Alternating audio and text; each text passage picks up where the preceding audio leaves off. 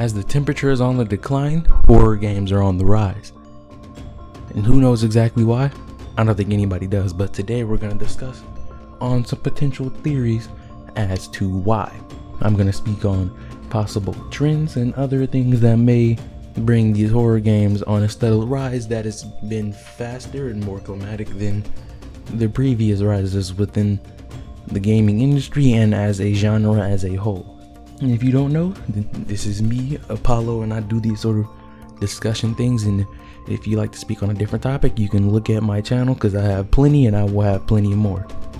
But let's start with what we have. See, not only just horror games in general are on the rise, but horror survival sort of games.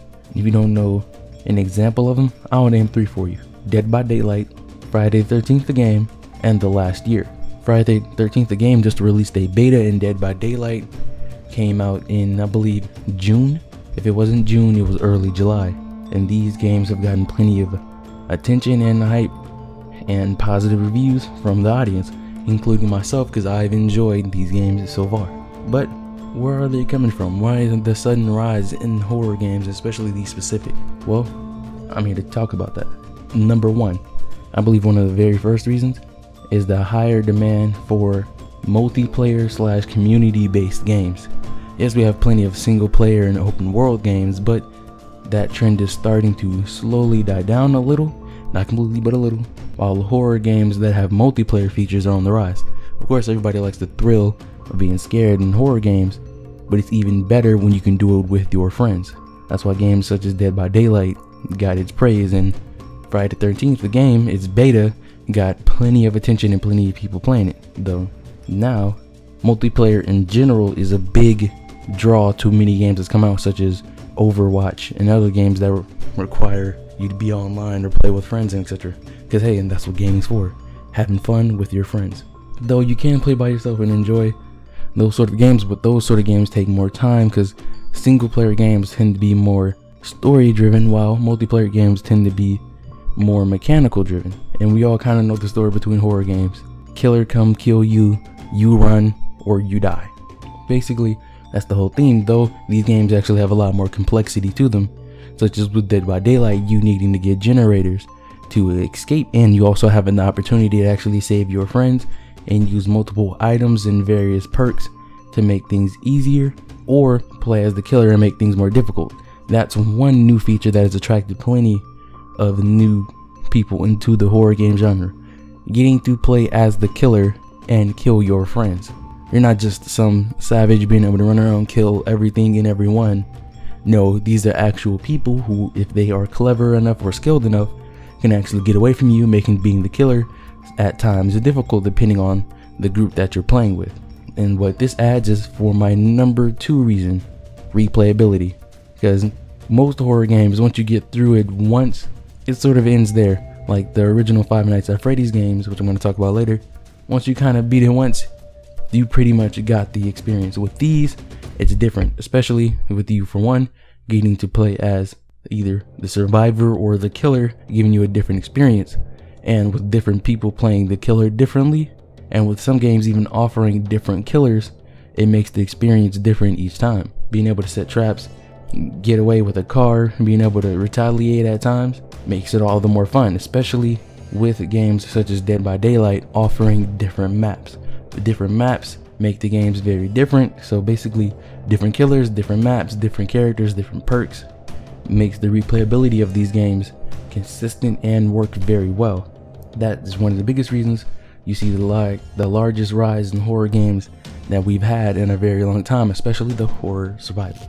Now, one of the last things that I've been seeing with horror games as of recently, especially Five Nights at Freddy's, is the merchandising. The Five Nights at Freddy's as a game wasn't very expensive at all, so plenty of people were able to get it, and it even released as an app, which made it very popular with children. And children tend to be the ones spending more money on the merchandise, such as action figures and stuffed animals, and sometimes t-shirts outside of the collectors in the gaming community. So since it's making money, the producers see that, and of course they want more of it so they can make more money. and that's why there's so much promotion for Five Nights at Freddy's, and that's why for a long period of time in the gaming community it was a heavy topic of discussion. And with Friday 13th not only being able to sell off nostalgia, if it releases t-shirts and other posters and etc., of course it's going to be able to merchandise well, with Jason Voorhees and Friday 13th being a familiar title amongst not only gamers but fans of horror in general, such as fans of just the movies. And even if there's someone who's not a gamer but they see that there's a game of their favorite horror movie, it can incite plenty of interest. Just like there's a lot of fans of basketball who aren't into anything other than the NBA 2K games and basketball games related.